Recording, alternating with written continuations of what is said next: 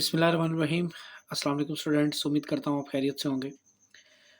बच्चों, जैसा आपको पता है कि हमने एक सीरीज़ स्टार्ट कर रखी है क्रैश कोर्स आपके एग्ज़ाम्स को मद्देनज़र रखते हुए, ताकि आप एग्ज़ाम्स में अच्छी तैयारी कर सकें और थोड़े टाइम में ज़्यादा तैयारी कर सकें।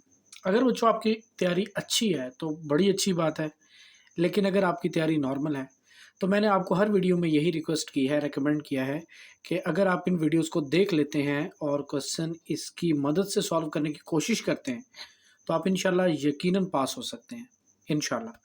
लेकिन अगर आपने बच्चों तैयारी लंबी करनी है यानी कि डिटेल से करनी है, तो ज़ाहिर है आपको सारा कुछ पढ़ना पड़ेगा। विदिन ट्रिग्नोमेट्री और ट्रिग्नोमेट्री के बगैर वाला जो हिस्सा है, जो पहले 8 चैप्टर हैं, वो मुकम्मल तैयार करने पड़ेंगे। ये जस्ट एक पासिंग फार्मूला है, यानी कि आप इनको सीख के, समझ के, इस तरीके पे गौर करके या इन क्वेश्चंस को एटलिस्ट करके आप अच्छे नंबर से पास हो सकते हैं एग्ज़ाम्स में। तो बच्चे स्टार्ट करते हैं। आज हम 12.5 लेके आए हैं आपके लिए। तो मेरी कोशिश है कि मैंने 12 पॉइंट बच्चों ये वाहिद चैप्टर है 12 चैप्टर जिसमें तमाम क्वेश्चंस एक दूसरे के रेलेवेंट हैं। यानी कि ऐसा नहीं है कि जो एक एक्सरसाइज में फार्मूला है वो अगली में नहीं लग रहा, या अगली में है वो पिछली एक्सरसाइज में नहीं लगता। फार्मूले तकरीबन सब लग रहे होते हैं मिक्सअप करके।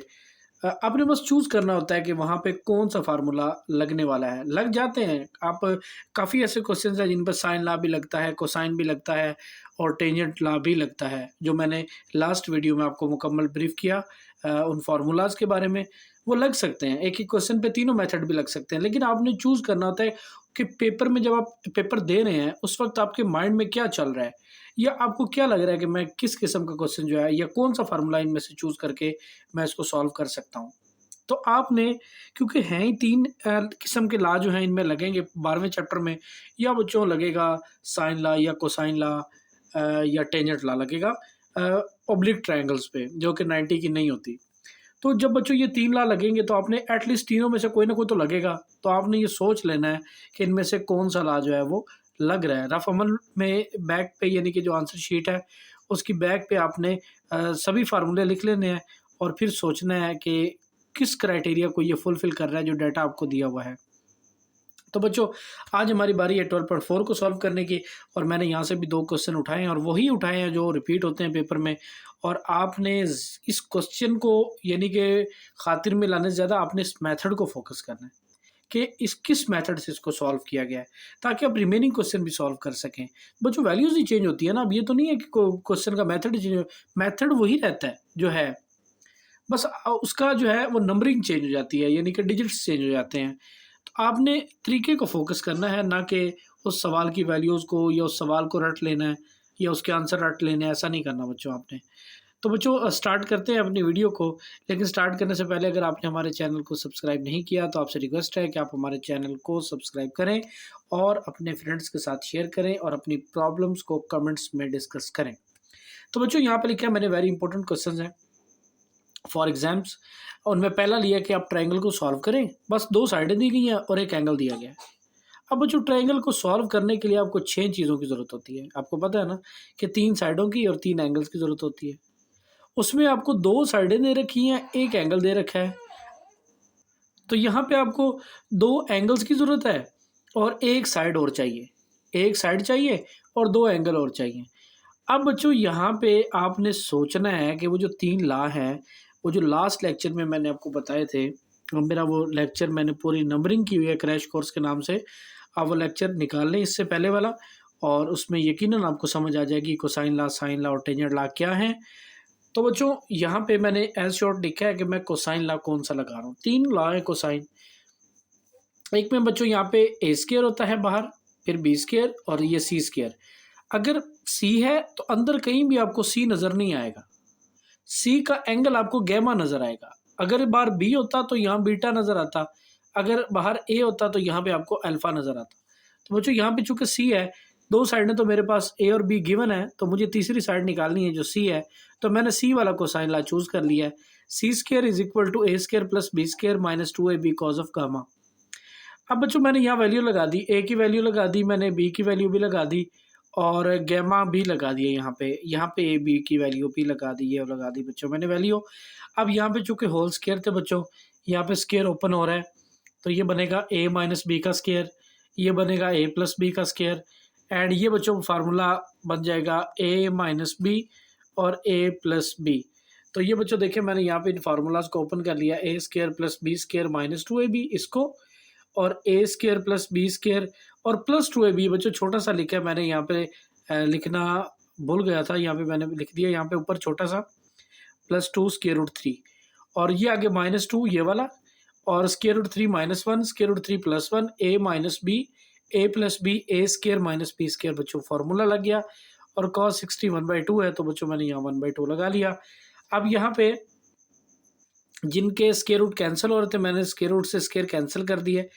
देखिए 3 का स्क्वायर रूट और स्क्वायर कैंसिल हो गया, 1 आ जाएगा, ये माइनस 2 स्क्वायर रूट 3 है, ये 3 आ जाएगा, ये 1 आ जाएगा, और ये प्लस 2 स्क्वायर रूट 3 है, यहाँ पे लिख लिया, और माइनस 2 ये बच्चों कैंसिल हो गया, स्क्वायर 3 माइनस 1 और ये आ गया। अब यहाँ बच्चों सिंप्लीफाई करने के बाद ये 6 आ गया, स्क्वायर को ख़त्म करने के लिए दोनों साइडों पे स्क्वायर रूट लिया, तो सी का आंसर बच्चों आ गया स्क्वायर रूट 6 आ गया सी का आंसर। तो मतलब तीसरी साइड भी आ गई हमारे पास। अब बच्चों यहाँ आपके पास ऑप्शन है कि आप को साइन ला भी यूज़ कर सकते हैं, आप अगेन कोसाइन ला भी इस्तेमाल कर सकते हैं, या आप पे डिपेंड करता है कि आप क्या करेंगे। पेपर में जो आपको याद आ जाए, जिस तरीके से याद आ जाए, आप उस तरीके से सॉल्व कर सकते हैं।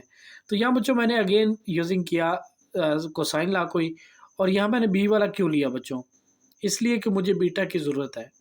मैं ए वाला भी ले सकता था, पहले ए वाला ले लें आपकी मर्ज़ी है, पहले बी वाला ले लें आपकी मर्ज़ी है, जो आपने मालूम करना है वो आप ले लें। अब यहाँ पे बी स्क्वायर वाला ले लिया ताकि मैं इसको बीटा को मालूम कर सकूँ, चूँकि बी की वजह से एटलीस्ट बीटा तो ज़रूर आएगा, बाकी तीनों वैल्यू मेरे पास है। अच्छा मज़े की बात ये आपको बताऊँ कि आपने फार्मूला में देखना है कि अगर फार्मूला 4 चीज़ों पे डिपेंड कर रहा है तो आपके पास एटलीस्ट 3 होनी चाहिए। जैसे कि बच्चों ये देखिए 1 2 3 और ये 4 फार्मूला बीटा जो है 4, ये तो ए सी वही वाला है ना जो ये लिखे हुए हैं। तो यहाँ पे बच्चों 4 चीज़ें हैं, बी ए सी और बीटा। अगर इसमें से कोई भी 3 आपको दी हुई हैं, ये रट्टा नहीं लगाना कि जब 2 एंगल दिए गए हो, एक साइड दी गई हो तो फलां फार्मूला लगता है, जब 2 साइडें और एक एंगल हो फलां लगता है। तो ये इस तरह करके याद नहीं करना आपने। आपने ये देखना है कि अगर आपके पास एक फार्मूले में 4 चीज़ें मौजूद हैं, तो उसमें से आपको एक मालूम करने का कह रहा है, 3 आपको दी गई हैं, तो आप वो फार्मूला लगा सकते हैं। अब यहाँ बच्चों मैंने यहाँ पे देखिए यहाँ पे क्या किया है कि मैंने ये माइनस की वैल्यू मैं इधर लेके प्लस की कर दी, और ये 20 के उधर जाके मैंने माइनस का कर दिया। अब यहाँ पे cos beta is equal to A square C square minus B square, तो बच्चों मैंने सब की वैल्यू लगा दी। यहाँ पे देख सकते हैं आप कि मैंने सब की वैल्यू यहाँ पे पुट कर दी, और पुट करने के बाद ये मेरे पास बच्चों फार्मूला ओपन हुआ ए माइनस बी का स्क्वायर यानी कि होल स्क्वायर, और ये मेरे पास स्क्वायर रूट 6 जो कि सी की वैल्यू थी, और ये मेरे पास ए प्लस बी का स्क्वायर जो कि हमारे पास बी की वैल्यू। तो बच्चों यहाँ से वैसे स्क्वायर ओपन किए जैसे लास्ट ऊपर मैंने जो है स्क्वायर ओपन किए हैं, वही फार्मूले ओपन करके माइनस को अंदर जब ले गए तो उसकी अलामतें बदल जाएंगी बच्चों। ये देखिए बदल गई, ये -4 हो जाएगा और ये -2 स्क्वायर रूट 3 हो जाएगा। तो यहाँ पे देखिए बच्चों, यहाँ पे एक होल ओवर एक वैल्यू आ गई हमारे पास, ये वाली सिंप्लीफाई करने के बाद ये एक वैल्यू आ गई, प्रॉपर वैल्यू। अब बच्चों हमने करना क्या है, बेसिक हमने बीटा मालूम करना है। तो बीटा के लिए हमें क्या करना है कि इसकी पॉइंट में वैल्यू लेनी है, पॉइंट में। तो ये बच्चों हमने पॉइंट में वैल्यू लेने के लिए मैंने क्या किया, इसको पूरे को कैलकुलेटर से सॉल्व कर लिया। कैलकुलेटर को सॉल्व करके ये मेरे पास आ गया, माइनस से माइनस कैंसिल हो गया, बाकी ये डिवाइड करने से 0.2930 आ गया। अब कॉज इधर है, कॉज को उधर जब लेके जाएंगे तो कॉज इन्वर्स हो जाएगा। तो बच्चों कॉज इन्वर्स जब किया तो मेरे पास आ गया 72 डिग्री एंड 57 मिनट। अब बच्चों आप सिर्फ डिग्री में भी लिख सकते हैं, मिनट ना भी लिखे हैं आप डिग्री में लिख सकते हैं जस्ट, लेकिन डिग्री में आप ज़रूर लिखेंगे, आगे मिनट लिखे ना लिखे, सेकंड लिखे ना लिखे। अब बच्चों मज़े की बात है कि अगर आपको 2 एंगल दे रखे हैं, 2 एंगल दे रखे हैं, तो आपको कोई लॉ लगाने की ज़रूरत नहीं है। आप कोई लॉ भी ना लगाएं। आप क्या करें कि आपको पता है कि ट्रायंगल्स के एंगल्स का सम कितना होता है, 180 डिग्री होता है। अल्फ़ा जमा बीटा जमा gamma is equal to 180 degree होता है बच्चों आपके पास। The sum of angles of a triangle is equal to 180 degree. तो वहाँ से आप तीसरा एंगल ले सकते हैं हमेशा पूरे चैप्टर के अंदर। और वैसे भी कि अगर आपको 2 एंगल गिवन है तो आप तीसरा एंगल मालूम कर सकते हैं बच्चों। देखें यहाँ पे हमारे पास अल्फ़ा जमा बीटा जमा गैमा इज इक्वल टू 180, तो बीटा और गैमा आपके पास मौजूद थे, मैंने दोनों की वैल्यू पुट करके उधर जाके माइनस कर दिया, तो मेरे पास अल्फ़ा निकल आया बच्चों। आई होप कि आपको समझ आई होगी बच्चों। नेक्स्ट क्वेश्चन डिस्कस करते हैं। अब बच्चों नेक्स्ट क्वेश्चन मैंने लिया है इसका, solve by using tangent law. अगर तो बाउंड कर दे पेपर में कि आपने टेंजेंट लॉ ही लगाना है, तो बच्चों मस्ट है कि टेंजेंट लॉ ही लगाएंगे। लेकिन अगर बाउंड नहीं करता कि आप टेंजेंट लॉ लगाएं या ना लगाएं, बस लिखा हुआ है सॉल्व द ट्राइंगल, तो बस बच्चों आप जो जिस मेथड से करना चाहें कर सकते हैं। आप चाहे टेंजेंट लॉ लगाएं, आप चाहे कोसाइन लॉ लगाएं, आप चाहें तो साइन लॉ लगाएं, ये आपकी मर्ज़ी है। अगर आपको वो हेडिंग में बाउंड ना करे तो, अगर हेडिंग में बाउंड कर दे तो फिर कोई और लॉ आप नहीं लगा सकते। कह रहे हैं कि पहले टेंजेंट लॉ लगाएं, बाद में आप साइन लॉ लगाएं। तो बच्चों टेंजेंट लॉ भी मैंने आपको लास्ट वीडियो में डिस्कस करवाया है कि हमारे पास जो साइड दी गई होती है उन साइडों को ऊपर माइनस कर देते हैं। अच्छा, यहाँ आप देख रहे होंगे सी माइनस ए, आप ये भी तो कह सकते हैं कि सर यहाँ पे ए माइनस सी आएगा, तो आ सकता है बच्चों, 100% आ सकता है, सवाल भी ठीक होगा। लेकिन मैंने यहाँ देखा कि ए जो है ये छोटा है, सी जो है ये बड़ा है, सो मैंने बड़े में से छोटे को माइनस कर दिया ताकि मेरे पास पॉजिटिव वैल्यू आए, नेगेटिव वैल्यू ना आए। तो यहाँ बच्चों देखें सी माइनस ए, तो मैंने बड़ी में से छोटी माइनस कर दी, नीचे सेम प्लस कर दी मैंने। तो जो बच्चों साइड आप माइनस करेंगे ऊपर, उसी को नीचे प्लस करेंगे। तो यहाँ पे जो 10 के साथ एंगल लेना है वही लेना है, सी का गैमा ए का अल्फ़ा ओवर 2, सी का गैमा ए का अल्फ़ा ओवर 2।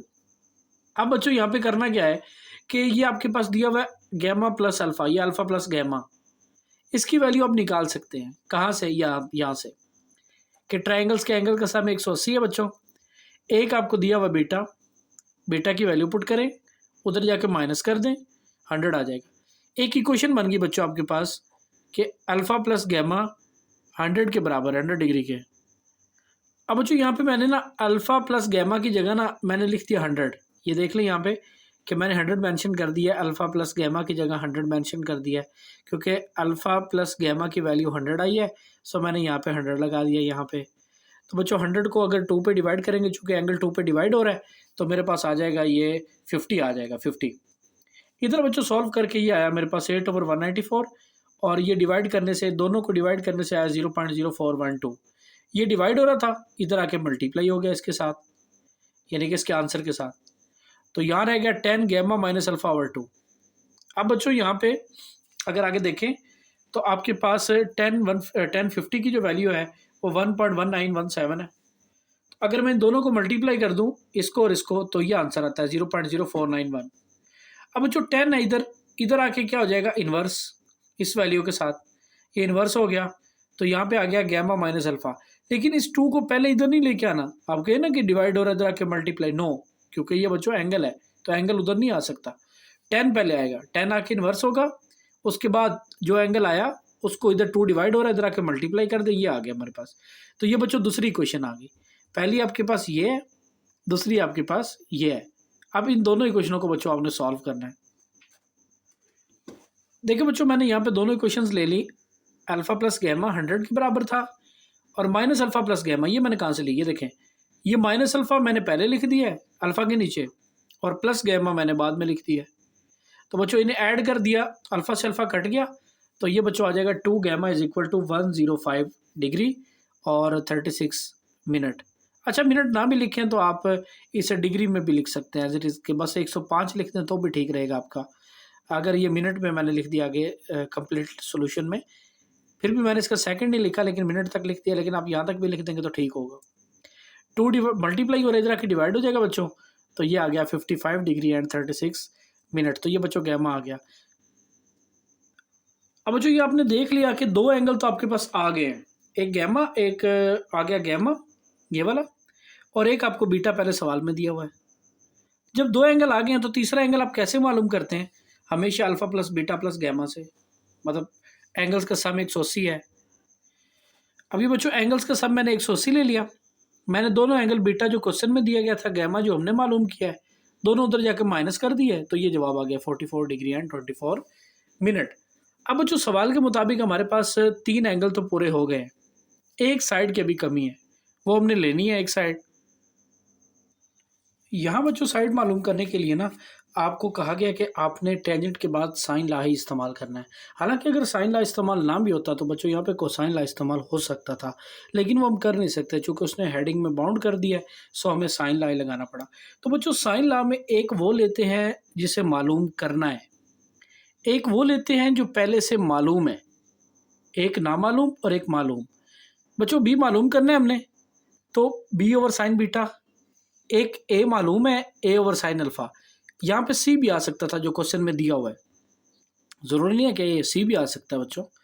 तो मैंने एक मालूम करने वाला और एक जो पहले से पूरा मालूम है वो ले लिया, यानी कि कम्प्लीटली ये मालूम है ना कि यानी कि ए की वैल्यू भी पता है और अल्फ़ा की वैल्यू भी पता है हमें, यानी कि पूरा कम्प्लीटली नाउन है और ये बच्चों अननाउन है।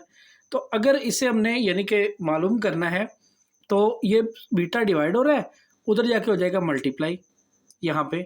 तो इधर से डिवाइड हुआ, उधर हुआ मल्टीप्लाई, अब ये बी अकेला हो गया, यानी कि बी मालूम हो सकता है। अब यहाँ पे बच्चों मैंने ए की वैल्यू जो है 93 लगाई, साइन बीटा की जगह 80 लगाया और साइन अल्फ़ा की जगह 44 डिग्री एंड 24 मिनट लगा दिया बच्चों। अब अगर आप इन एंगल्स को सॉल्व करेंगे कैलकुलेटर से तो कम्प्लीटली आपका बी जो है वो 1 to 5 बच्चों, बी आपका जो है ना वो 1 to 5 आएगा। तो ये आपका आंसर आ जाएगा इस तरह, यानी कि उसने बाउंड किया कि पहले टेंजेंट ला लगाएं फिर बाद में साइन ला लगाएं और अपने क्वेश्चन को सॉल्व करें। अगर ये ना कहता, बाउंडिंग ना देता तो बच्चों कोई भी ला लग सकता था, साइन ला भी लग सकता था, कोसाइन भी लग सकता था, वो आपकी मर्जी है, और टेंजेंट ला भी लगा सकते थे। अगर कहता कि जनरल में कि बस आप ट्रायंगल को सॉल्व करें, या ट्रायंगल एबीसी को, तो आप किसी भी तरीके सॉल्व कर सकते थे। आई होप कि बच्चों आपको समझ आई होगी। मैंने कोशिश की है कि छोटी सी वीडियो, ज़्यादा लेंथ में ना हो वीडियो, तो लेकिन ये है कि हमारी फिर भी मुनासिब रही वीडियो। तो क्योंकि बच्चों समझाना भी होता है ना, ज़्यादा भी डायरेक्ट बातें करें तो वो फ़ायदा नहीं होता वीडियो बनाने का। तो मकसद ये होता है कि आपको समझाना, तो समझाने में अगर थोड़ी सी वीडियो लंबी हो जाए तो आप बर्दाश्त किया करें और वीडियो को पूरा देखा करें, सुना करें और समझा करें, और कमेंट्स में डिस्कस ज़रूर किया करें जो समझना है बच्चों, ताकि पता चले कि आप किस किस्म की जो है वो किस लेवल पर समझना चाह रहे हैं। तो बच्चों अभी तक के लिए इतना ही, मिलते हैं अगली वीडियो में। अल्लाह हाफ़िज़।